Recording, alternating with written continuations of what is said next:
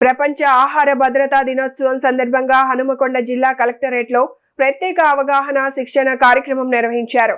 Food safety and standards విభాగం ఆధ్వర్యంలో జరిగిన ఈ కార్యక్రమంలో ఆహార తయారీ, నిల్వ, పంపిణీల్లో పాటించాల్సిన పరిశుభ్రత ప్రమాణాల, ఫుడ్ బిజినెస్ ఆపరేటర్లకు శిక్షణ ఇచ్చారు.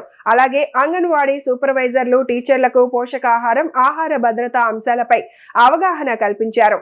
శిక్షణ పూర్తి చేసిన వారికి 2 సంవత్సరాల కాల పరిమితి గల ఫాస్ట్ ట్రాక్ సర్టిఫికేట్లు అందజేశారు. ప్రజారోగ్య పరిరక్షణలో ఆహార భద్రత కీలకమని అధికారులు ఈ సందర్భంగా పేర్కొన్నారు. దాదాపుగా 6-7 చనిపోయారు. ఒక 2 months గవర్నమెంటే వాళ్ళకి ఫుడ్ పంపించింది.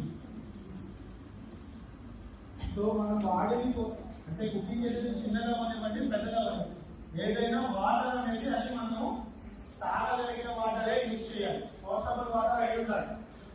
ఏ వాటర్ బట్టి ఆ వాటర్తో కుకింగ్ అనేది చేయకూడదు. వీళ్ళు పరిచయం ఉన్నారండి మీకు?